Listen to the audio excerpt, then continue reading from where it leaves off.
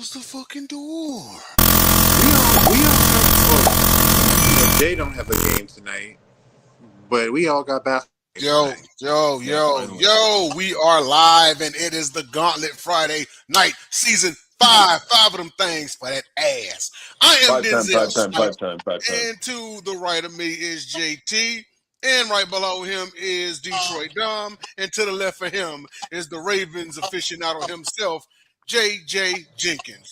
Brought to you live in part by Sideline Sports Network. Tune in to all of our great shows. We also have a sub show picked off. There's also a Sideline Sports Show, the Sports Insiders, Top Rope Talk, you name it, we got it. And there's going to be more to come. So before we get started, how's everyone doing tonight? Good.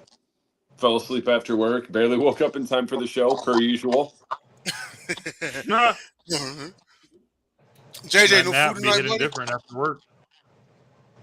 No, the foods is. I'm gonna heat it up in a second. It's some fried shrimp. It's now been 1 second. Hey, you I'm doing good. Can't go wrong with a fried shrimp and fried platter. You know what I'm saying? I missed the day. Say what? I was just saying it's a feel-good Friday, but go ahead. No, my bad. I just now realized that Bacon Grizzler's picture or whatever is a bald eagle. You just now realized that? He used to be Bacon Grizzler X69. Now he's 6929. Pretty interesting. A little bit of rebranding going on over there. Yeah, I know, Bacon. right? Well, Bacon's cool.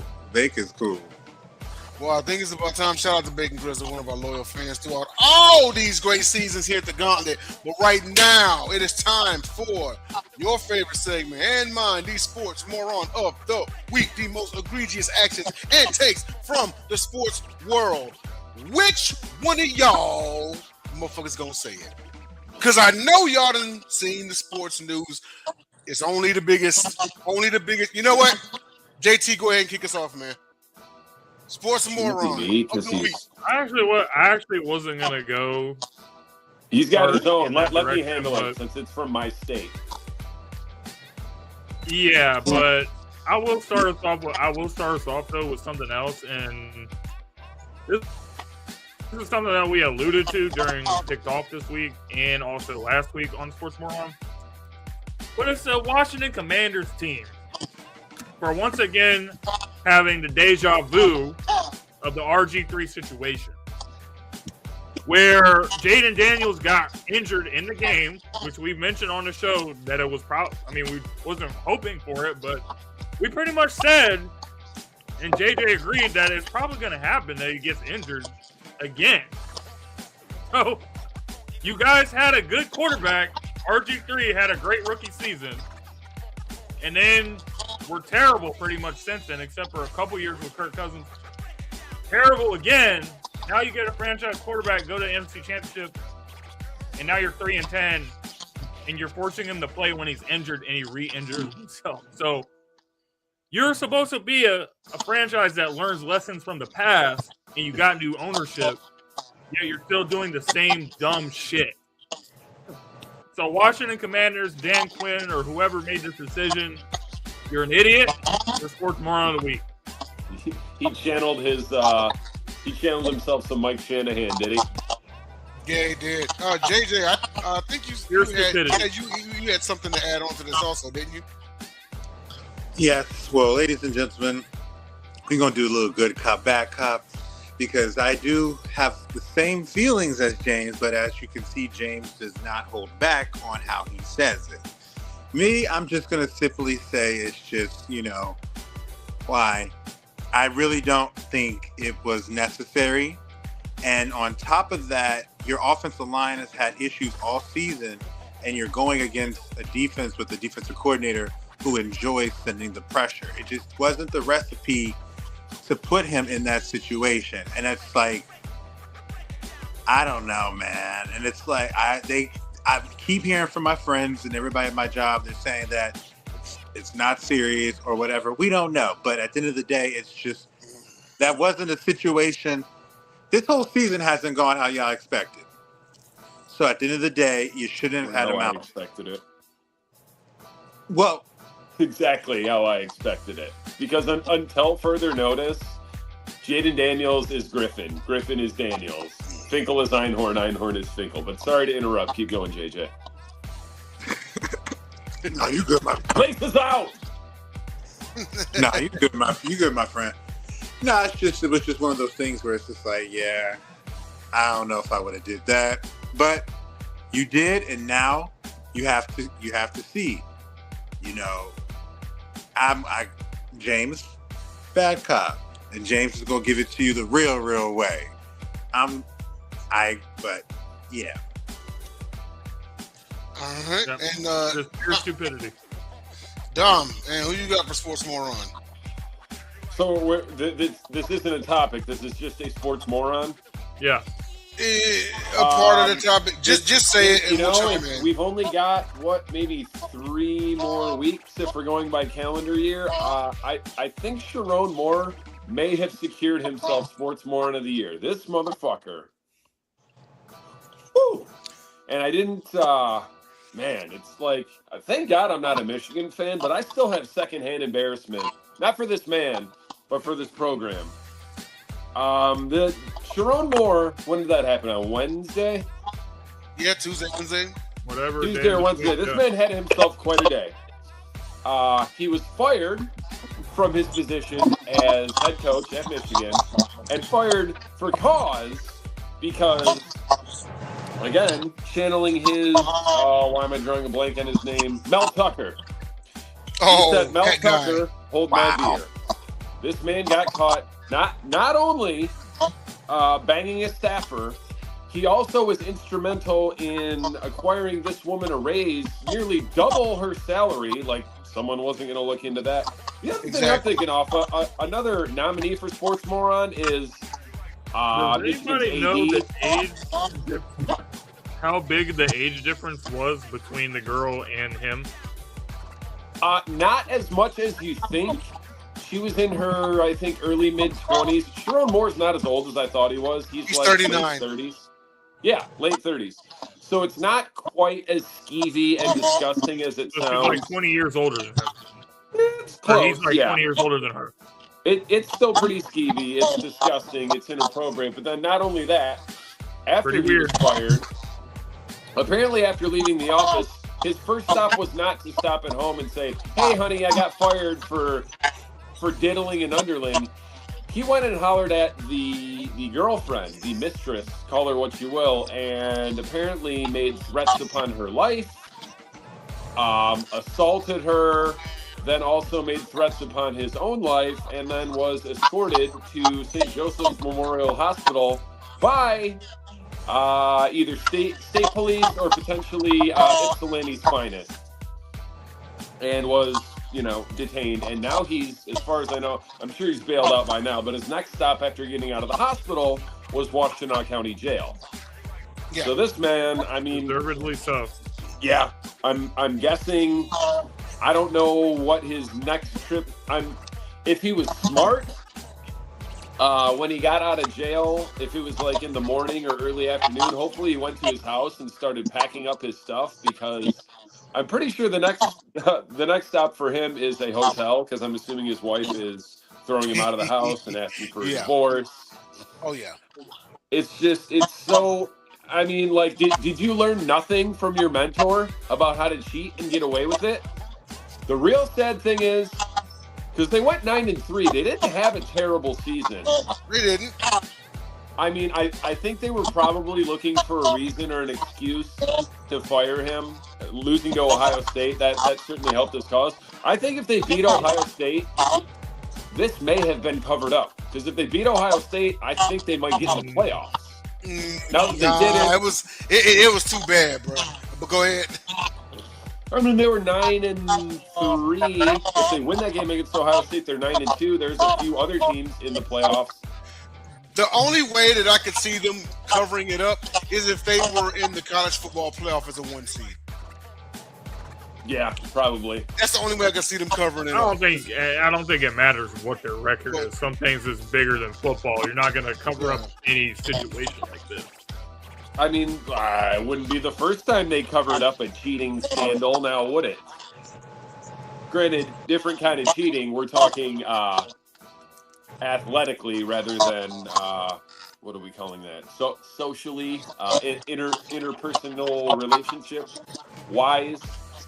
But yeah, I mean, the other side of the coin is it's kind of a blessing in disguise for Michigan fans because a lot of fans wanted him fired anyways, and now financially, because he was fired for cause, the buyout becomes either almost non-existent or the number went way down. Because when you get fired for cause, rather than just saying, "Fuck you, you're stuck at your job, we want you gone," his buyout was supposed to be like 50 or 60 million, and now it's somewhere between 0 and a lot less than that. So Michigan fans should be rejoicing, other than the embarrassment that Sharon Moore has brought upon their program. Yeah, I mean, this is the same guy that when Jim Harbaugh was suspended for like 4 games or something like that, of a few years back, he took over as interim head coach, and he's just the same man who was in tears in front of the camera wanting to thank Jim Harbaugh for an opportunity and everything like that. Jim Harbaugh takes the job in Los Angeles for the Chargers, and then he takes over. He slides right over into the head coaching spot from the offensive coordinator position. And you're there, 2 years? Like it literally was like yesterday, like that he was hired as the head coach. That's how fast this went. You know, it's like, damn, this dude was just hired as the head coach, and now he's got the. My first thought when this happened was, I was like, dude, this is. I was like, this is kind of Ime Udoka 2.0, but it wasn't nearly as bad as this, right? Because you figure, man, you get fired. That's one thing. Then you go to the woman's house and you communicate threats. The crazy part about it is typically in like a side chick situation, it's the side chick bitches. It wasn't even her. Apparently it was the DoorDasher. He DoorDashed her a plan B, and the DoorDasher recognized his name. He told the university. Get the fuck out of here. Dude, if he had not, now, just for the record, people, let me preface this by saying, I'm not condoning any of the infidelity or anything like that.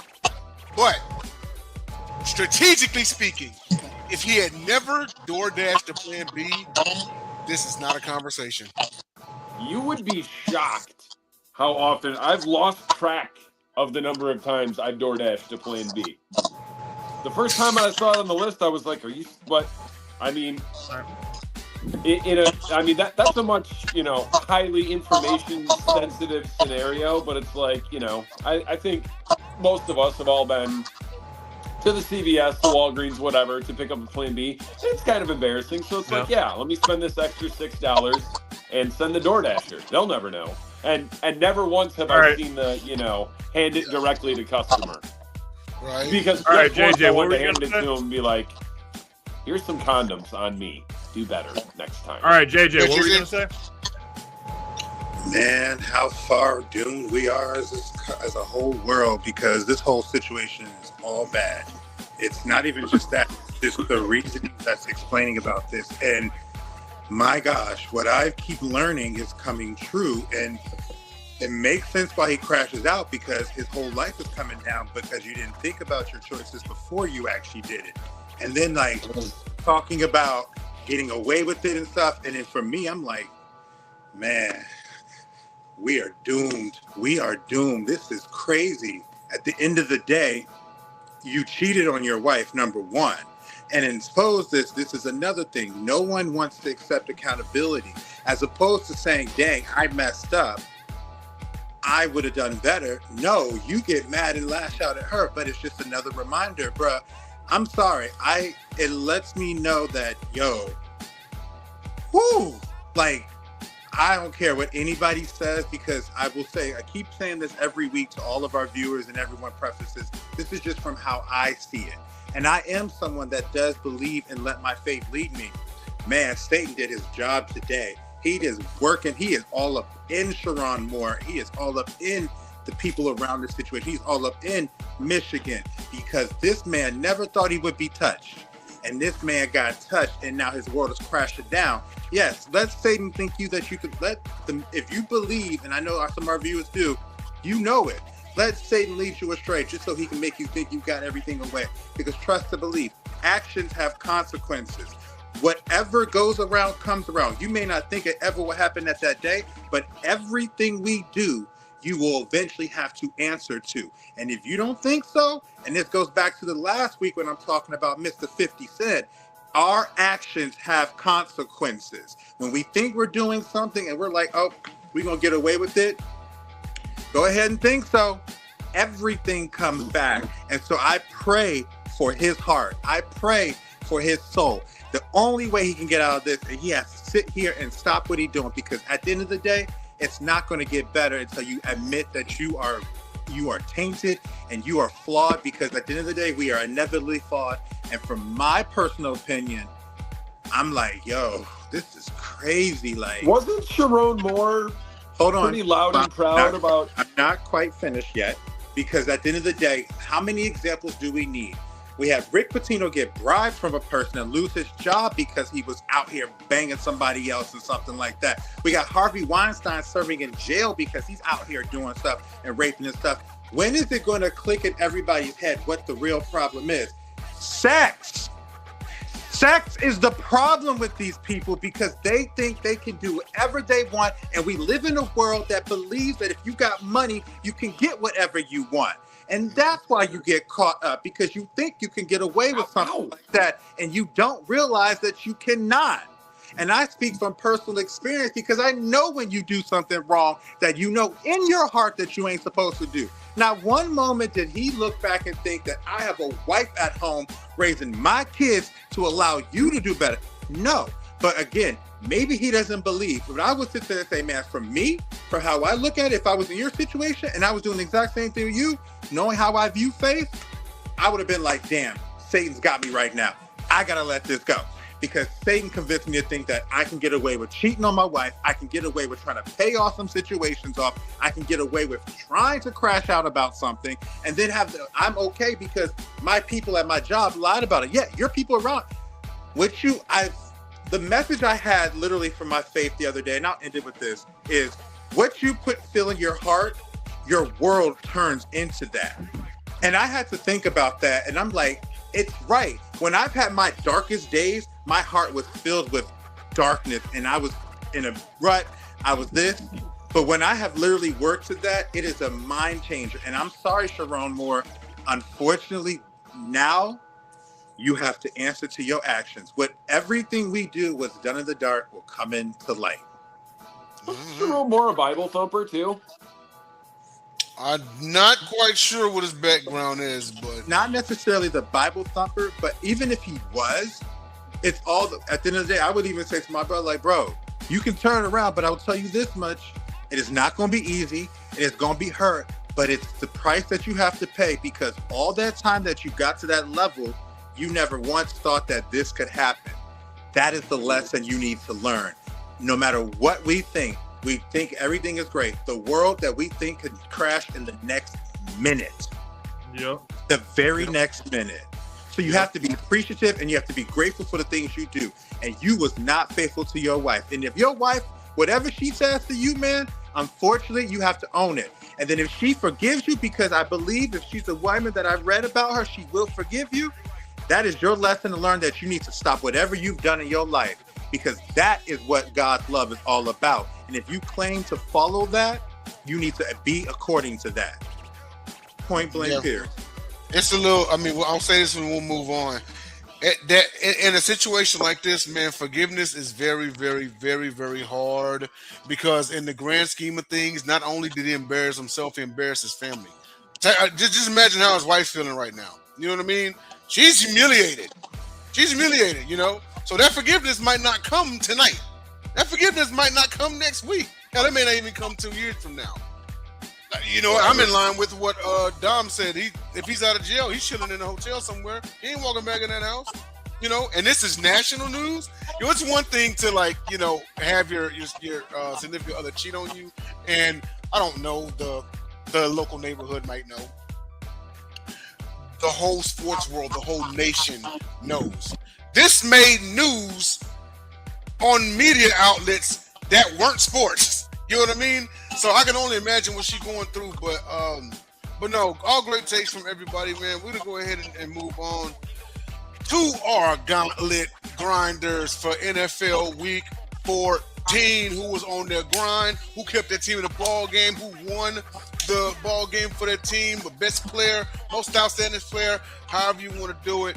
We'll start off with JT. What we got for your Gauntlet grinder for Week 14? Don't steal mine. I got back-to-back weeks. AFC Gauntlet grinder, Christian Benford. Again, scored a defensive touchdown against the Cincinnati Bengals. This time it was a pick six. Steelers game a week before, I believe, was a fumble return for a touchdown. Mm-hmm. So whatever is going on with him, he's making plays for the Buffalo Bills defense at the time when they really need it, going into the playoffs. I like what Christian Benford's doing right now. So, do you think he's become superstitious about his pregame routine and he's repeating it now? Because I would. If he scores this coming week, then something's going on. I don't know. DPOY. I don't know. DPO. We're not playing. That's crazy. Who's your NFC? Man? I like what he's doing. I like what Christian Benford is doing. And in the NFC, I'm going to give it to Josh Jacobs. I didn't write down the stats or anything, but just from watching that game last week between the Chicago Bears and the Green Bay Packers, late in that game, there was one play where it was like a second and long or third and long, hands the ball to Josh Jacobs, and he runs through 3-4 tackles, runs the ball all the way down inside like the 15-yard line, setting up the first and goal. So that was big time stuff with Josh Jacobs in that game. So I'm gonna give it to Jacobs. Packers in control of the NFC North right now. All right. And Dom, who do you have for your Gauntlet grinders for Week 14? NFC, I've got Sam Darnold, 20 of 30, 249 yards, 3 touchdowns, 1 pick in a victory for the Seahawks, trying to keep pace with the Rams, who unfortunately for them, unfortunately for them, lost to the Carolina Panthers. So there, that tightened up the race in the NFC West all year. I wish we would have written down our preseason picks because I think I picked the Rams to win the division, but I'm 99% sure I picked the Seahawks to get a wild card. I think more than one of us did. And yeah, that's a tight race. That's going to come down probably to the last week of the season. It'd be sick if the Rams and the Seahawks play. I surprisingly picked the Red Cowboys. If you go back to the Gauntlet video, I had the Rams too. I did. That's so embarrassing, but that is such a mature. The Red Cowboys, they're actually not bad. They're like 9-4 or 9-3 or something. You know what? And the Niners still denied it. And the Niners still have a chance to win a division. I definitely didn't think they were going to be that good, but yeah, it's the benefit of that last place schedule. They're beating up on a lot of shitty teams. Who's your AFC? Tony Pollard, 25 carries, 161 yards, 2 touchdowns. That might be. He might have had a better game with the Cowboys at some point, but that's got to be his top 3 performances in his career as an NFL running back. With really kind of a can't even say kind of a pointless win for the Titans. Like, congratulations, you got another win. You got bragging rights, hood glory. It's an interesting situation because of the top 10 teams as far as draft order, like 8 of them need quarterbacks, but Tennessee is not one of them. So I'm assuming if they can, they'll be trading away that pick to someone who wants it to get a quarterback. But congratulations to them, Tony Pollard. Cam Ward didn't play very well. Tony Pollard definitely bailed his ass out. But congrats to the Titans on getting another win, number 2 on the year. JJ. So I knew he was going to take my pick with Tony Pollard because knowing Dom, he thinks. But I have to challenge him on one thing. Cam Pollard didn't actually play bad. Cam Pollard on that first couple drives kind of got them down there. And at the end of the day, don't underestimate a win can mean for a team that is looking for something of positivity. I think too often we marginalize things for teams because at the end of the day, little things matter. And if you want to remember the microscope, what do all champions in every column, the greatest champions, say? What is the most important things? The little things. So it starts from the beginning. So I think we need to not marginalize it because it was a win that they have on their belt. But back to my AFC, I will go back to 2 running backs because I will go with the Miami Dolphins with Devin A-Chain in the beginning of the first half, explosive, doing his thing, got down, got his touchdown, but then got hurt. Then come my man, Mr. Washington, come in. No problem. Kept it going against AFC opponent. And then they got the grind and they got themselves a victory. And now they're in the hunt for the postseason.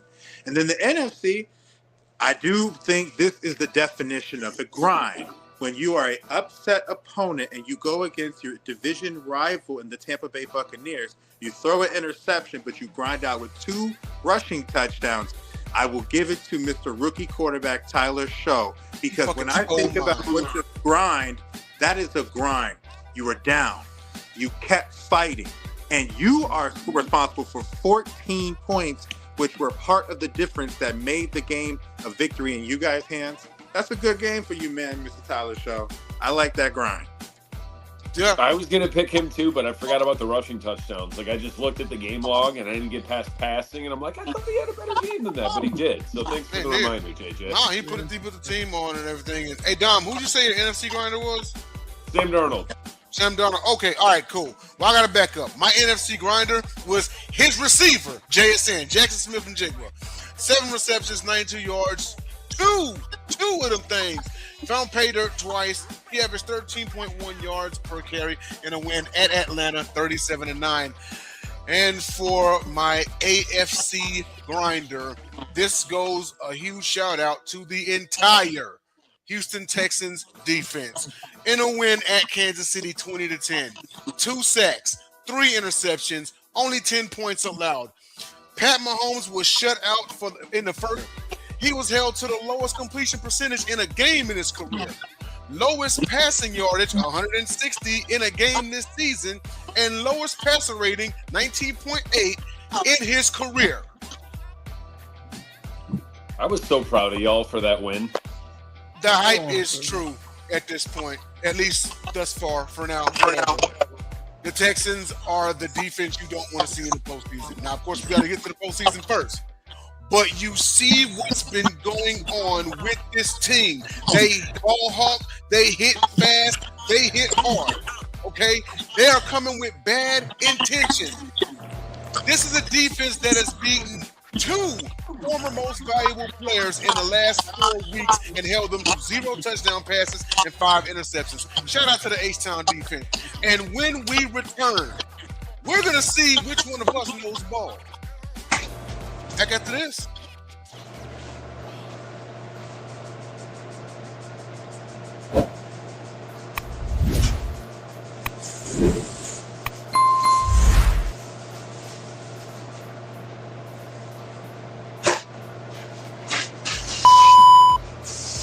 Yeah, what up with it? We back on the Gauntlet. We bike on the Gauntlet. It's your boy Denzel Snipes. I actually think that the Chiefs were shut out in the first half of the Super Bowl, if I'm not mistaken. No. I do not think they scored until. Wait a minute. I thought you said that for the first time in his career. Were they shut out they were shut out in the first half of the Super Bowl. Okay. Well, first time in the season then. Well, I guess that would be the second time. It'll be the second, yeah. At least I got something to be happy about. Hang your hat on. Hang your hat on, yeah. All right, so this is the time of the show where we discuss who's going to know the most ball. So I got questions, and I want to see if you guys know the answer. So we're going to go through a few of them tonight. So starting with this, who has a higher career yards per carry? Minimum 700 at least 750 attempts. I can tell you the top 3. All right. Number 1 is actually Jamal Charles. Number 2 and number 3, they're within fractions of a yard from each other. It's Barry and Jim Brown. And number 4 is Nick Chubb. And I think number 5 is Derrick Henry. About to say, Dom knows his yards per carry. That is his thing. That is Dom's thing. That's definitely my number or my stat. I'm not piggybacking on it, but I do think I remember hearing something about Jamal Charles having the highest yards per carry. Yeah. I do remember hearing that. I think Nick Chubb has finally passed him in yards per carry. That's why I no longer qualify Jamal Charles. I don't know. They're right around there, but yeah, all 4 of those guys that I mentioned are over 5, and Derrick Henry is like 0.15 yards away from being 5 yards per carry. Part of me wanted to say Gale Sayers. Yeah. Gale Sayers is like 4.6, 4.7, I think. Wait, what was Barry's? Barry's 5 flat. Oh, okay. Jamal. Yeah, I'm going to go with Jamal. But since Dom said it first, he can take That's the final answer? Yeah. For all you guys? You guys are all incorrect. The correct answer was Michael Vick with 8.4 yards per carry. You curveball throwing motherfucker. He does have the requisite number of carries too. What a bastard. He didn't say running back. He did not say running back. He just said player, yeah. He didn't say running back. I didn't say running back or receiver. You son of a bitch. I got another one for you guys though. That's a nice one. That's a good Now my head's all fucked up. I'm not going to get a single Who has one the right most the rest of the show. Who has the most career rushing attempts in NFL history? I want to say that it's Emmitt Smith.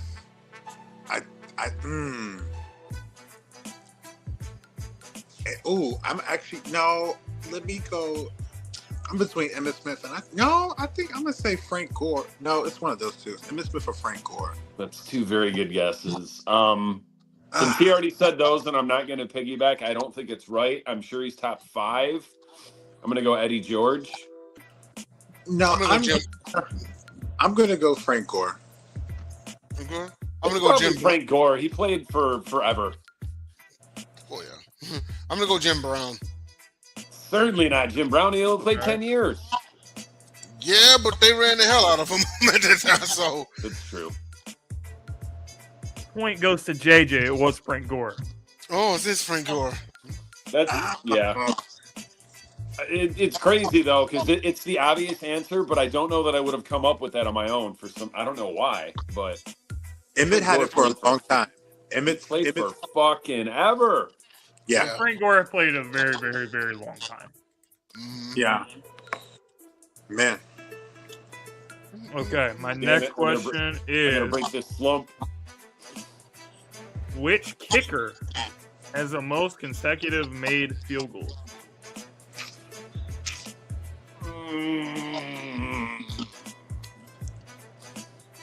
Damn it! I feel like it's not anyone that comes to mind right away. Oh wait, I think I might know. Gary Anderson. I'm going Mike Cheesy Diamond Earring Vanderjack. I'm actually going to go with Justin Tucker. I thought that might be that might be it. Too. Actually, I like this answer right here. Oh, I think that's it. I'm saying Dan Bailey. I think it is Dan Bailey. I'm saying Dan Bailey. Vanderjack. All right, is that the final answer for you guys? Yep, I got Justin Tucker. Correct answer is Adam Vinatieri with 44. Automatic Adam. That was the next one. You guys were close though. I like the guess tonight. All right, let's see what else we got here. That's cool. That makes sense. Freaking Adam Vinatieri. Yeah, it's like once you hear the answer, it seems obvious, but you wouldn't have come up with it on your own. I wasn't even thinking Adam Vinatieri. All right. How about this one?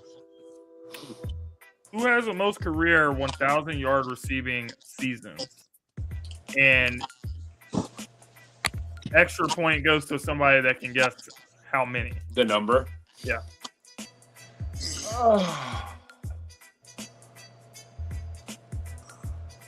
Jerry Rice, 11.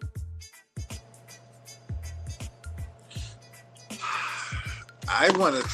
I definitely got to. Honestly, though, I already made my guess. I'm not going to change it. I actually don't think it's Jerry Rice, but I'm sticking with Jerry Rice, 11. I remember looking this stuff up, and I remember I'm tired. I'm torn between Jerry and Larry, and I think I'm going.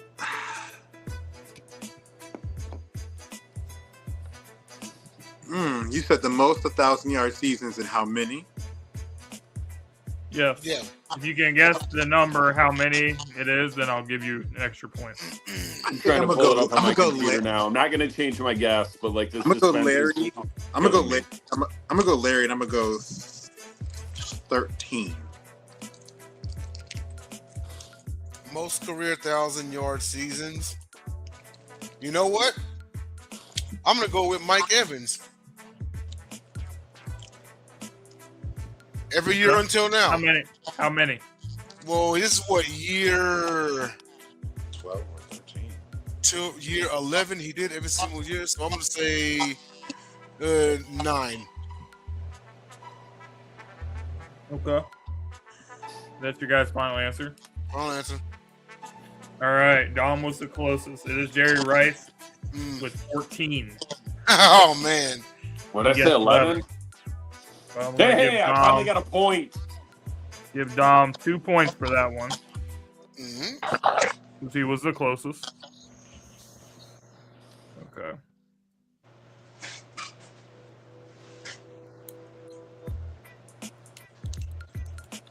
Which NFL team scored the fewest points in an NFL season? You said what? Fewest points scored in an NFL season. Is this a 16-game season? I think so. Oh, fuck. I saw this not too long ago. Is it six? You said 16 games or no? I think so. Actually, no. It is 14 games. Oh, 76 Buccaneers. I was going to say them. Yeah, I swear to God that was my guess. They lost all their damn games. It got to be them. Oh. Although now I'm thinking it's wrong, but I'm not changing my guess. I saw this not too long ago, and I can't remember. Yeah, I'm going to say the 76 Bucks. Inaugural year. Let me. The lowest points scored in the whole season. Yep.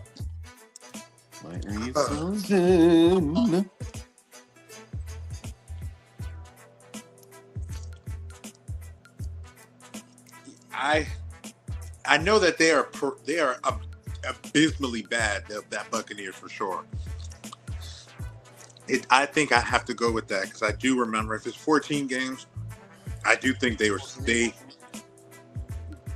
they didn't have anything but Leroy's. I think it was already a 16-game season by then, though, wasn't it? It was not. It was not, and the correct answer was the Tampa Bay Buccaneers in 1977. So point to all you guys on that one. Yay! You know, I said it first, but I. Let's do one or two more. Let's do one or two more. You guys. Which NFL team has the longest streak without allowing a 100-plus yard rusher in a single season? In one season. I knew The this. single season. I think it's tied between Pittsburgh and Baltimore. I think the streak actually extends longer than 16 games, but it wasn't in one season. Now, the season is like including postseason. No, just one regular season. Oh, then I'm gonna say the 08 Steelers. It's both of us because I remember we both had the streak and we didn't allow 100-yard rushers. 42.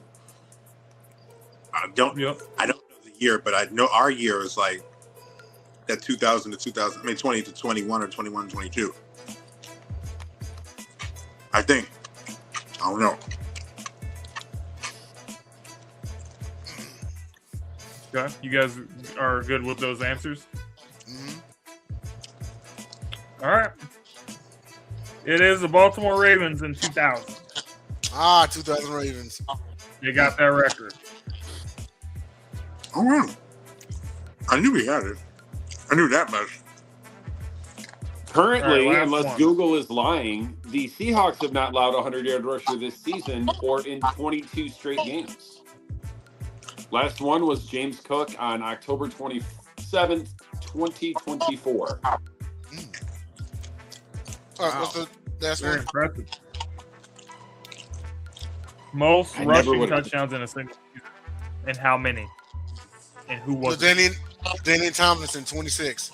Yeah. Who had the most rushing touchdowns in the season? Most rushing touchdowns in a single season. LaDainian Tomlinson, 2006, 26 touchdowns. I think it's 26. I think it's 28. I think he and Sean Alexander had 28. Or One someone most had. valuable player. I think it's LT with 28. Okay. I'll answer. Yeah. LT was my guess. And how many? 26, right? 26? I believe. 28. Sean Alexander had 27. I cheated. I'm Googling. Oh, then you Sean- exempt from the there you question have it. then. Sean Alexander tied the gay Point. priest, and then LT Point. had one more. Point to JJ. 28. It was 28. For LT, huh? Because the year he had 31, he broke the Uh, record. 28 rushing and 3 receiving. I knew that off the bat. Mm-hmm. Because LT was my So favorite. JJ got 3. What's that in your JJ, bowl, you got JJ? 3 Is points. that Crow? From JJ, you got 3 Cousins' points. performance Tom, you got last 2 night? points. Jay, you got 1. Hey, we got one tonight, people. Oh wow. JJ got did the that W. Kirk Cousins performance last night. JJ, congratulations to JJ on this one. He knows ball, part 7. And when we return, it's going to be the feature topic of the episode. So stay tuned. We're going to pay a bill or two and be right back with Mo Gun. This is actually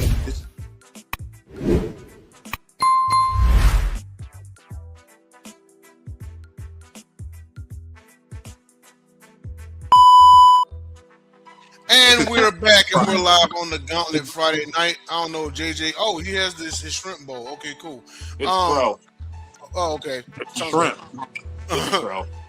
But anyway, now we're here to talk about that time an old man came out of retirement after 5 seasons. At the age of 44, Phillip Rivers, amid team quarterback injuries, has returned to the Indianapolis Colts. He signed to the practice squad. All intents and purposes is saying that he's going to start. Will this be a mistake? Will this be enough to save the Indianapolis Colts season? You know, I was watching NFL Network early this morning, and it had a clip of Phil Rivers, and he was up there saying, you know, hey, I'm not here to play hero. You know, I'm not here to save the season or anything like that. And and Maurice Jones-Drew was like, no, sir, yes, that's what you're here to do. That's exactly why they called you in. You know, otherwise they would have left you at home. But Phil Rivers is coming back, and there's already been clips of him in practice. People are saying he's still got that famous release that he's had his whole career. But I want to start off with JJ and not J. Well, actually, JJ, where you at? He's not on camera. I'm Okay. right here. No, Okay. even though I'm off camera, I'm still there. Even though I'm off camera, I'm still here. Okay, all right. Then, well, your thoughts about this move? You think it's going to be a mistake? Is it enough to save the Colts season? I don't think it's enough to save the Colts season, but I get it, man. You try your best. You know, you got to try as much as you can.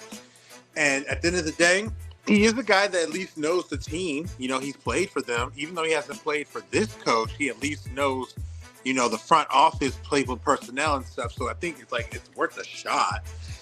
And I mean, at the very least, I like it for the sports bets.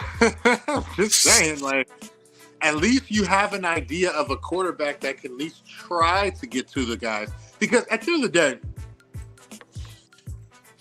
base defensive coverages are base defensive coverages, and at the end of the day, that's something Phillip Rivers has seen. So, not saying he's going to dissect it, but it's not like he's a deer in headlights. And at the end of the day, I don't mind it. They have an offensive line that can run the football, so it's not like that Phillip doesn't have the ability to at least lean on, their offense to at least as he's trying to get into a flow. I don't think it's going to save the season, but hey, like I said. If I'm not mistaken, Shane Steichen actually did work with Phil Rivers when he was in San Diego because I think he was a quarterback coach at the time. Correct? Even better. So at the end of the day, I'll say this, people. I know when they saw that, Daniel Jones went down, everybody looking at players for that team on like sports bets. Go ahead and do that if you want to. You might be missing out on something with like, Michael Pittman or something, because every quarterback that comes into a situation has one player they throw to the most, that they have that target. It always is there. It doesn't matter if they're going to get it to them, if it does or not, but the whole point that you're looking for is to just get that opportunity. All right.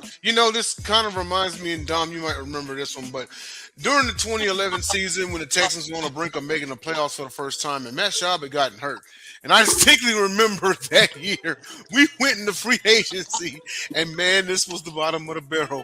And we signed Jake Delhomme and old-ass Jeff Garcia. Garcia never played a snap. Mahomes played one game. And at that time, Garcia was like 50.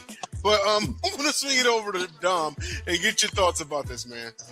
I wish I had a silly hat and some 1930s glasses so I could just shout like Cam Newton, "Why didn't you call me? I'm still in game shape." Fuck you, Cam Newton.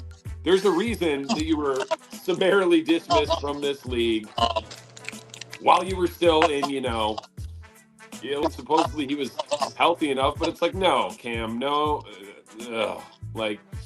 What Cam Newton has done since retiring has only detracted from his legacy. I see clips of his podcasts all the time. He's always yelling. I never knew he really had that much personality. I don't really like it, but he's all mad. I don't know that Phillip Rivers is an answer. I don't know if he's the answer. I didn't realize that it's been like almost 5 years now since he's played. He's 45 years old.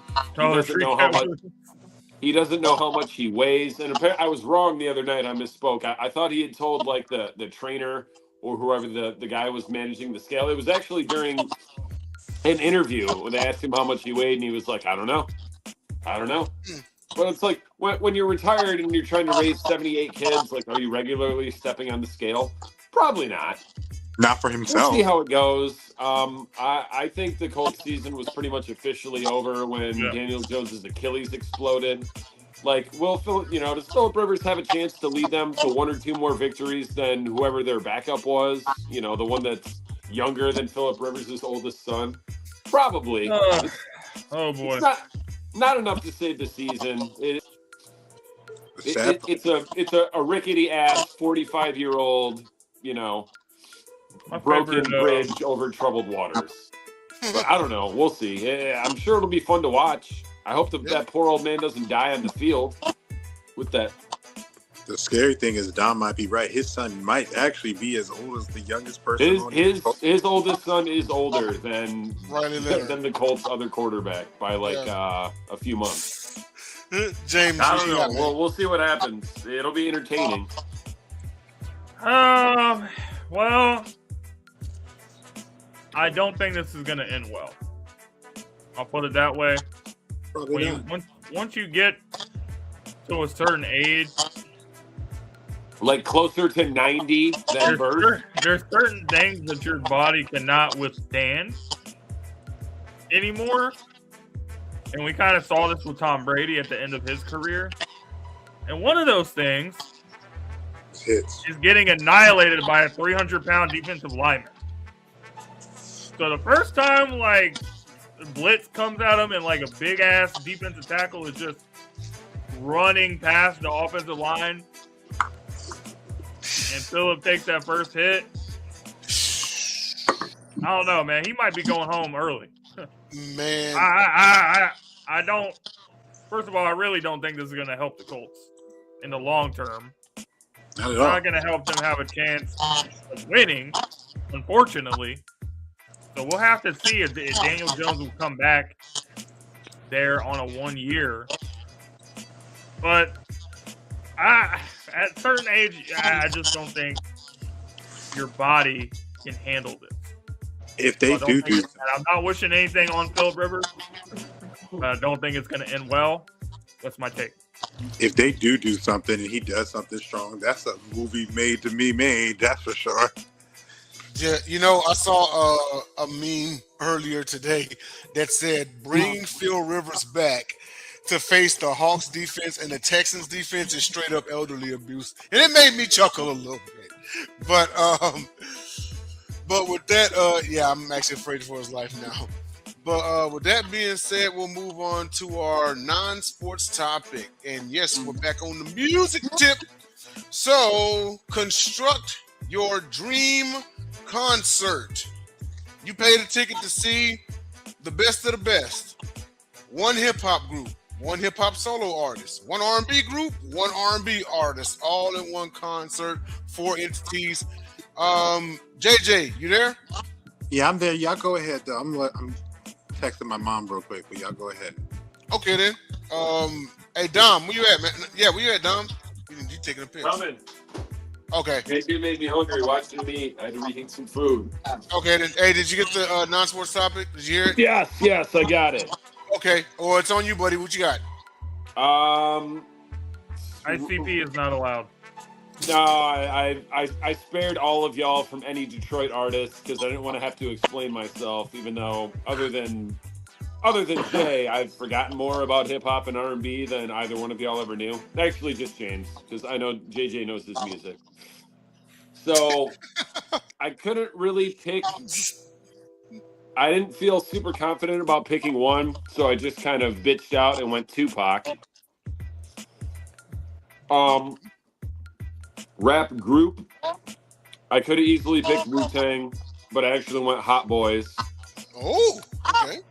Just because, like, you get all the Hot Boys, and chances are, anytime you see a group, you'll see a solo. You might get one or two Lil Wayne Juvenile solo songs, some Hot Boys shit, some BG shit.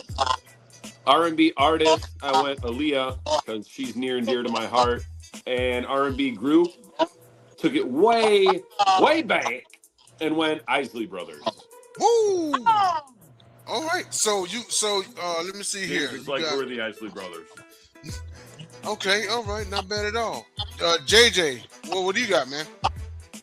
So, my one, I'm going to go with my man, Mr. Michael Jackson. He became the king of pop, but he has R&B. R&B is near and dear to his heart. And at the end of the day, even though those songs were pretty popish, but they were kind of made with the soul in there. Because when you think about R&B, it's about the soul that's put into the song. And he has to open it up for me. But I kind of want to cheat a little bit because I want to put Jasmine Sullivan with him because I love her too. And I've been to her concert, and her concert is the best concert I've ever been. R&B group, is there a question? I'm obviously putting my girls, Destiny's Child, up in there because at the end of the day, I love them. I love everything about them. At the end of the day, that's my peoples. The hip hop solo artist, I gotta give it to, hip hop solo. I got it, but I'm gonna give it to Missy. That's my hip hop girl. That's my hip hop. She's rap, but she's hip hop too. And everything Missy's put out, I dance to. I get down with the get down. So I got to give it to her. And then hip hop group. Oh. Are we encompassing rap with this or just because? Rap and hip hop are the same thing. Yeah. Right. So if we're doing rap and hip hop, we're going to have to go with the Hot Boys. That's my boys. That's my boys. And if I'm at a club, I need Juvie to get on the track. I just need him to get on the track, and he needs to do the Live from the 99, and let's get it going. That's all right. That's gonna make we're gonna tear the house down with that one because we all gonna be out there, but we gonna go. All right. Well, let's see. We're hip hop group. I'm gonna go with my favorite hip hop group of all time, Bone Thugs and Harmony. I have gone and seen them live, and it was a great time. So I'm gonna have to put them in there. In my honest opinion, the most talented group that's ever lived, because not only can they rap, not only can they rap fast, but they can legitimately sing as well. You could probably throw them in there in the R&B group section of this topic and get away with it. I'm gonna go with Bone Thugs and Harmony. Hip hop solo artist, I'm gonna go with Tupac Shakur. My favorite solo artist ever. On R&B group, I'm gonna go with Jodeci. So I gotta throw a little New Jack Swing in there. So most definitely Jodeci. They could perform the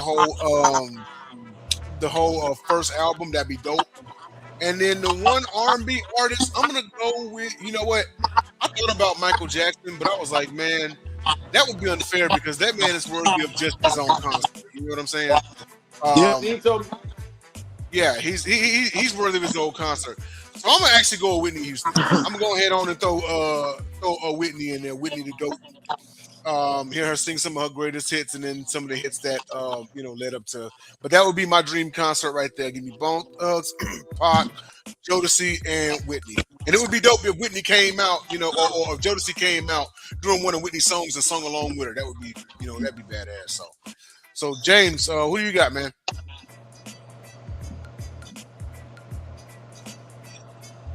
Hip hop group. Yeah, I really wouldn't consider it a group, but more like a duo because they made a lot of music together. Jay-Z and Kanye West. Okay. I can't believe no one said Wu-Tang. Shame on y'all. You didn't say Wu-Tang. I like Hot Boys better. Well, first of all, this is my damn list. I let you make your list, so let me make my damn list. Second, I'm not really the biggest Eminem fan, but I just think he would perform well with this lineup. So I'm putting Eminem as my solo artist. Okay. R&B group. I can't really pick a You don't group know because that, you don't listen to R&B. It's okay. We know. No, I do know some R&B groups, but I just don't think it meshes well with this lineup. It's your list. This is about having the best chemistry. This is about having the best chemistry, and I just don't think it really works here. It's your list. It's your content. You can pick whatever the fuck you want. No regrets. Yes, but if I have all these artists and I put Kool in the Gang because I love Kool in the Gang, that's a dope selection. You can't have Eminem on here. My palms are sweaty. He's neat. Arms are heavy, and then he gets off up there and he says, "Get down on it. Get down on it." Like, no, like we're not. I think he's trying to have the pleasurable. I get he's trying to mesh it up. Like it pleasures. It all meshes well where you nonstop and just. It doesn't matter. There's no one else in the crowd other than your homies. And my R&B artist, I'm gonna throw Alicia Keys. Okay. My pick.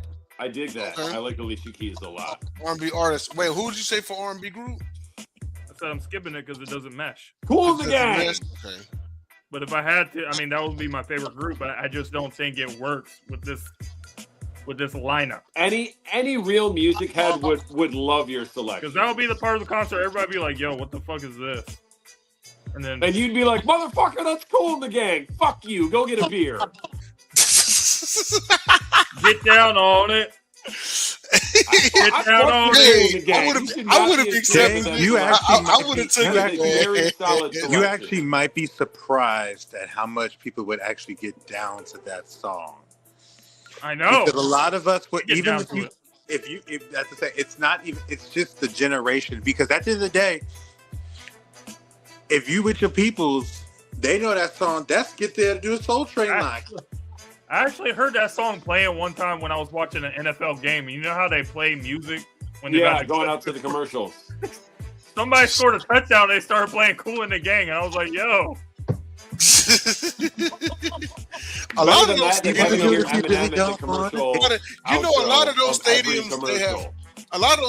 they have those they have the touchdown song. Hey, James, at the link when the Eagles score a touchdown, what do they play over the loudspeakers? The Eagles song. That's right. It is the Fly Eagles Fly song. Ain't Okay, nothing wrong with being like, even how know do you they want had to a song. really, you really don't want to Yeah, dance.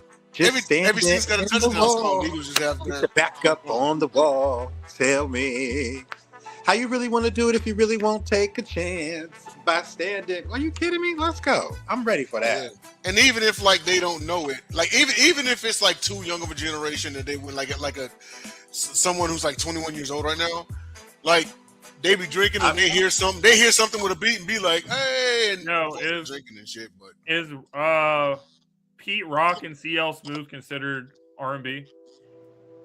No, it's they're rap, hip hop. hip-hop. It's more like hip hop. They're hip hop, yeah. I don't know, man, but the song they reminisce over you when he says like 5 kids at 21. I'm like, damn. Oh yeah. Oh yeah. Yeah, he was NBA Youngboy before NBA Youngboy. I think even Damn, DMX bro. might have had 5 or 6. Don't let the way they You never heard of a fucking condom? Don't let the way they dressed back then fool you. They definitely was still doing their dang thing back then. They just had a different name for them. It's not a whore now. It's not 304 in the day. It was back in there. It was a tramp or a slut. Sorry, but that's some Diddy shit right there. How freaky do you gotta be? Think about how freaky you gotta be to get 5 kids before the age of 21. 21, yeah. I mean, you And had probably by different women. Freaky shit right there. Yeah. And they probably are by different women. So, well, if there's nothing else, we've reached the end of the show. Ladies and gentlemen, thank you for tuning in to The Gauntlet. And please follow us on Sideline Sports Network and also on James Tatum's his YouTube, JT's Point of View. Shout out to Bacon Grizz in the comments. Appreciate you stopping through as usual. And be on the lookout for some more shows coming your way by way of this network. So until then, enjoy your Shout Friday out Arthur night. Hill, Craig Davis, but I'm not an unconventional king. But shout out to them. Unconventional Kings fam, y'all know what it is. And shout out, hold on, and wherever he is, shout out Will, man. Hope you're doing good. Hope you're doing good there, I Will. still see him. He's in a Lions chat with me, and he pops on some of those Lions shows every now and then. He's an honorary Lions fan. Okay. Keyword honorary. Honorary. Hey, but hold on. But you know right now he's on the pedestal because his Panthers actually might do something this year. So, I'm not gonna hate on him or anything like that. But He's happy. It's good. His happiness is good. Yes, very, very good. But until next week, y'all, love, peace, and chicken grease. See ya for another episode of The Gauntlet. Good night, Moncton, Nova Scotia. Good night, Aguas Calientes City, Mexico. Buenas.